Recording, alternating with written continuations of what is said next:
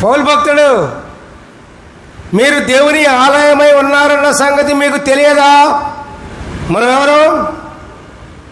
దేవునికి ఆలయాలు. మనలో ఉన్నది ఎవరు? మనలో ఉన్నది చెప్పండి, చెప్పండి గట్టిగా. యేసయ్య. పరిశుద్ధాత్మ. పరిశుద్ధాత్మ ఎప్పుడైతే మనలో నివసిస్తూ ఉందో శరీర క్రియలన్నీ కూడా, ఎటువంటి చెడ్డ క్రియలన్నీ కూడా నశించిపోతాయి. మనం భూలోకంలో తిరుగుతున్నప్పుడు ఎన్నో అక్రమాలు, అన్యాయాలు అన్నీ కూడా జరుగుతాయి. అవి చూసినా మనం నేర్చుకోం. అర్థమైందా? లోకంలో మనుషుల మధ్య నివసిస్తున్నాం కదండి. ఏమ్మా, ఎక్కడ నివసిస్తున్నాం? మనుషుల మధ్య నివసిస్తున్నాం. మనుషుల మధ్య ఎన్ని కార్యాలు జరుగుతాయి? అనేకమైన కార్యాలు జరుగుతాయి. మంచిగా చెడ్డ కార్యాలు కావచ్చు, ఏమైనా కావచ్చు జరుగుతాయి. శరీర సంబంధమైన కార్యాలు జరిగినప్పుడు, అది మనం చూసినప్పుడు, అదే దేవుని ఆత్మ లేదనుకో, ఓహో ఓహో భలే ఉంది, నేను కూడా చేస్తా, నేను కూడా చూస్తా అంటాం. అదే దేవుని ఆత్మ మనలో ఉంది అనుకో, అట్లాంటి చెడ్డ కార్యములు చూసినా నువ్వు నేర్చుకో. హల్లెలూయా, ప్రైజ్ ది లార్డ్. ఉదాహరణకు తాగుబోతులు ఉన్నారనుకోండి, చిన్న ఉదాహరణ ఇది. తాగటానికి వెళ్తూ ఉంటాడు, లేదా ప్యాకెట్ బ్యాచ్ ఉన్నారనుకోండి, ప్యాకెట్కి వెళ్తూ ఉంటాడు. ఏదో 10 మంది చూస్తూ ఉంటారు, ఓ ప్యాకెట్ భలే ఉందే, డబ్బులు బాగా వస్తున్నాయి అని కొంతమంది చూసి నేర్చుకుంటూ ఉంటారు. అది ఎప్పుడో దేవుని ఆత్మ లేకపోతే. ప్యాకెట్ అన్నందుకు నాకు ఒక విషయం గుర్తొచ్చింది. నేను చిన్నప్పుడు చదువుకునేటప్పుడు 5వ క్లాసు ఏదో మా నాన్న తీసుకెళ్ళేవాడు, టీచర్ కదా, ఎంట తీసుకెళ్ళేవాడు. వెళ్తున్నా ఒకరోజు స్కూల్ అయిపోయిన తర్వాత మా నాన్న అంటే ఉండి తీసుకొచ్చేవాడు. నేను ఎక్కడికి వెళ్తానికి వచ్చేవాడు మా నాన్న. ఆయన ముందు వెళ్తున్నాడు, నేను ఆయన వెనకాలే వెళ్తున్నా. ఒకసారి 10 మంది కూర్చున్నారు. ఏదో కూర్చున్నారు, బ్రహ్మాండంగా ఏదో నవ్వుకుంటున్నారో, ఏదో ఆడుతున్నారో ఏదో అనుకుని మా నాన్న వెళ్ళిపోయారు. నేను వెనకాలకి వెళ్ళి అక్కడ ఆ పక్కన కూర్చున్నా. వాళ్ళ పక్కన వాళ్ళు ఏం చేస్తారు? ప్యాకెట్ ఆడతారు. ఏం చేస్తున్నారండి? ప్యాకెట్. మా నాన్న ఇంటికి వెళ్ళారు కదా వాళ్ళు. వెనకాల చూస్తే ఇంటికి వెళ్ళే వరకే చూడలే. ఇంటికి వెళ్ళాక వెనక చూసారేమో, అబ్బాయి ఏడబ్బాయి ఎక్కడికి వెళ్ళాడబ్బాయి, వెనకాలే వచ్చిందా అని మళ్ళీ వచ్చాడు. చూసి ప్యాకెట్ దగ్గర ఉండ. నాకు తెలీదు, అసలు తెలీదు, గురించి చూస్తాను అంతే. 5వ క్లాస్ అప్పుడు నేను. అప్పుడు మీ నాన్న అయ్య రాయ్య ఇంటికి వెళ్దామని చక్క మెల్లిగా తీసుకెళ్ళారమ్మా. ఎంత చక్కగా తీసుకెళ్ళారు, అమ్మో ఎంత ప్రేమగా తీసుకెళ్ళారు. తీసుకెళ్ళి అక్కడ మాకు యాప్ సెట్ ఉండేది. మేము అద్దెకుండేవాళ్ళం కదా, ఊరు తిరిగేవాళ్ళం కదా. మేము ఓ చోట మా స్థిర నివాసం ఎక్కడ భూలోకంలోకి లేదు. అక్కడ ఆ చెట్టు కట్టేసి ఒక బాధేడండి మా నాన్న. దాంతో ఫినిష్ అంతే. నాకేం కోపరాలా ఏది లేదా, ఇది తప్పు అని నాకు తెలిసింది. అట్లాగే పిల్లారా, తల్లిదండ్రులు పిల్లలకు బుద్ధి చెప్పాలి. పిల్లలు ఏదైనా తప్పు చేస్తూ ఉంటే తప్పుని గద్దించాలి. అదే తప్పుని సపోర్ట్ చేసామనుకో, అది పెద్ద మహావృక్షం అయిపోతుంది. అప్పుడు మీ మాట కాదు కదా, ఎవరి మాట వినరు ఎవరు కూడా. అది పిల్లల్ని పెంచడం వల్ల అది మీలోనే ఉంటుంది. ముందు తల్లిదండ్రులు పిల్లలను పెంచడం చేత కావాలి. వాళ్ళకి ఇష్టం వచ్చినట్టుగా పెంచితే వాళ్ళు ఇష్టం వచ్చినట్టుగానే ఉంటారు. మీరు దేవుని మార్గం, దేవునిలోకి వస్తున్నారు కాబట్టి, దేవుని మార్గం తెలుసు, దేవుని మాటలు తెలుసు, అన్నీ తెలుసు కాబట్టి మంచిగా ఉంటున్నాడా లేడా అని మీరు కనిపెట్టాలి మీరు.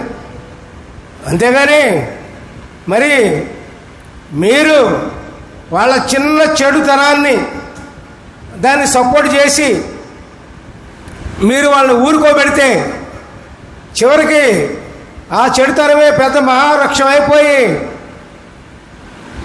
ఆడి జీవితానికే నష్టం చేసినట్టు మీ కుటుంబానికే నష్టమైపోతారు. దేవునికి స్తోత్రం, హల్లెలూయా, ప్రైజ్ ది లార్డ్. కాబట్టి ప్రియులారా, అది జాగ్రత్తగా గమనించండి. అప్పుడు ఈ విధమైన శరీర కోరికలు లేకుండా ఉండాలంటే దేవుని ఆత్మ నీలో ఖచ్చితంగా ఉండాలి. దేవుని ఆత్మ ఉన్నప్పుడే శరీర కోరికలకు తావు ఉండదు. మనకి శరీర కోరికలు నశించిపోవాలి అంటే దేవుని ఆత్మ ఉండాలి. దేవుని ఆత్మ వచ్చింది అంటే అది ఎట్లా వస్తుంది? అడిగితేగా రాదు, దేవుని బతులాడాలి. అది దేవుని ఆస్తి. అది దేవుని ఆస్తి. యేసు ప్రభునందు విశ్వాసం ఉంచినప్పుడే ఆ పరిశుద్ధాత్మ వస్తుంది.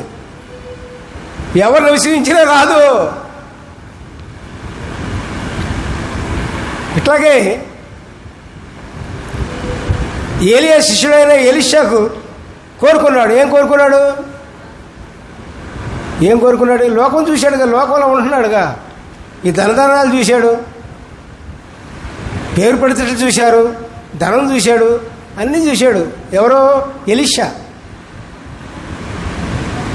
ఇవన్నీ ఏం కోరుకోవాలా? ఎలీషా ధనం కోరుకోవాలా, ఆస్తులు కోరుకోవాలా, అంతస్తులు కోరుకోవాలా? ఏది కోరుకోవాలా? ఏం కోరుకున్నారు? ఏలియాకున్న ఆత్మ కంటే 200 ఆత్మ నాకి అన్నాడు. ఎవరిని? ఏలియాని అడిగాడు ఎలీషా.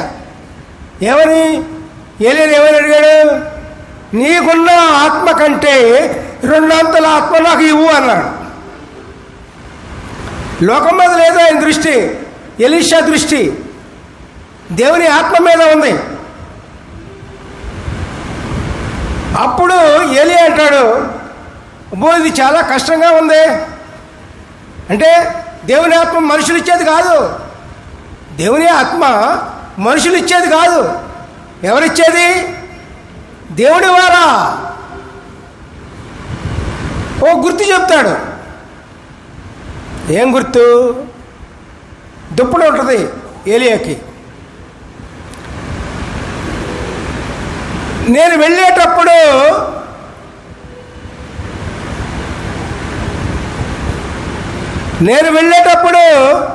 నేను నీకు కనిపించాను అనుకో, అది నీకు వస్తుంది, లేకపోతే రాదు అనేవారికి సరే అని ఒప్పుకుంటాడు.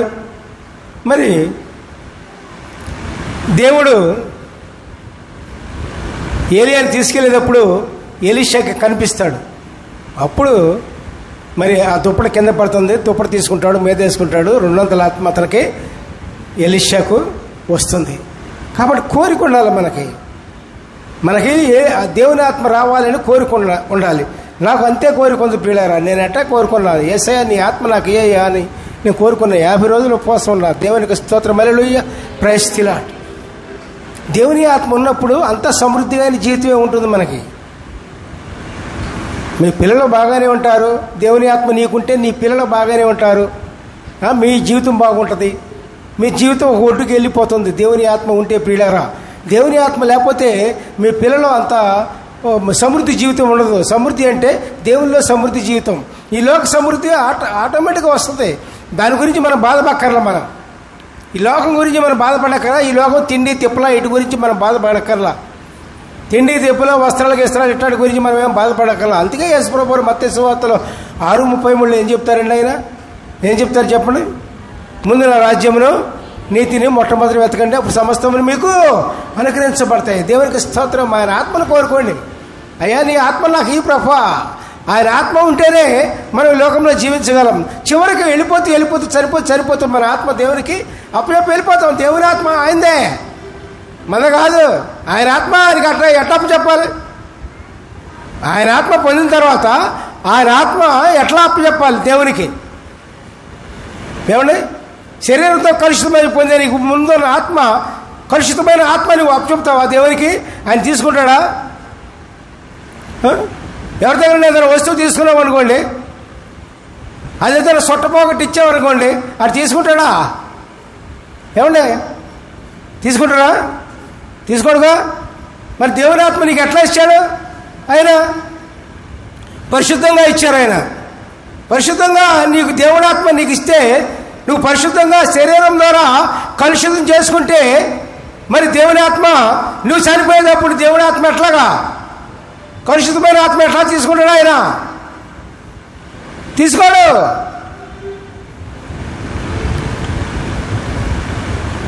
పరిశుద్ధమైన ఆత్మని దేవునికి పరిశుద్ధంగానే అప్పచెప్పాలి. కలుషితమైపోయిందనుకో, యేసుప్రభువు నందు విశ్వాసం వచ్చినప్పుడు నీవు ఆత్మను కోరుకున్నప్పుడు నీ ఆత్మ పరిశుద్ధంగా మార్చబడుతుంది. అప్పుడు నీలో ఉన్న శరీర కోరికలు నశించిపోతాయి. దేవునికి స్తోత్రం, హల్లెలూయా, ప్రైజ్ ది లార్డ్. అర్థమైంది కదండి? అర్థమైందిగా? అర్థమైన చేతులు పగెత్తండి. దేవునికి స్తోత్రం, హల్లెలూయా, ప్రైజ్ ది లార్డ్. మన జీవితం ఇది కాదండి. మన ఈ లోకం ఇల్లు ఇది కాదు. మన స్థిర నివాసం భూలోకం కాదు. మన స్థిర నివాసం భూలోకం కాదు. అది మన రాజ్యం, మన తండ్రి రాజ్యం, మన దేవుని రాజ్యం. అది మన సొంత దేశం. అది పరలోక రాజ్యం. అంత శ్రమ పడ్డారే దేవుడు మన కోసం ప్రియులారా. ఆయన ఎందు విశ్వాసంగా ఉంచటం, ఆయన్ను ప్రేమించడం అంత పెద్ద పనేం కాదు కదా, అంత కష్టమైన పనేం కాదు కదా. అవునా? అవునండి. దేవునికి స్తోత్రం చేయండి, హల్లెలూయా. ఇప్పుడు ఏం కోరుకోవాలి మనం? దేవుడు మనకిచ్చిన ఆత్మను పరిశుద్ధంగా దేవునికి అప్పచెప్పాలి. ముందు మన వాక్యం ఏం చెప్పుకున్నాం? 6వ వాక్యం ఏం చెప్పుకున్నాం? సమాప్తమైంది. ఏం చెప్పుకున్నాం? సమాప్తమైనది. మన దేవుడు ఏ విధంగా అయితే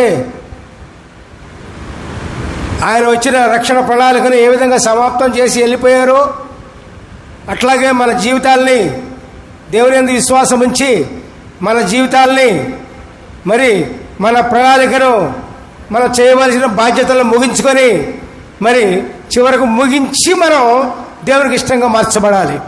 తర్వాత రెండవది, తర్వాత సమర్పమైంది ఒకటి, తర్వాత ఆత్మ దేవుడిచ్చిన ఆత్మను, పరిశుద్ధమైన ఆత్మను మనం దేవునికి పరిశుద్ధంగా అప్పచెప్పాలి. అర్థమైందా? ఈ 2 వాక్యాలు చెప్పండి. మొట్టమొదటిది సమాప్తమైనది ఒకటి, రెండవది ఆత్మను అప్పచెప్పాలి. మీ జీవితంలో అట్లాగే మీ జీవితాల్ని దేవునికి ఇష్టంగా సమాప్తం చేయండి. తర్వాత దేవుడిచ్చిన ఆత్మను, పరిశుద్ధమైన ఆత్మను పరిశుద్ధంగా దేవునికి అప్పచెప్పండి. దేవునికి స్తోత్రం, hallelujah, praise the lord, praise the lord.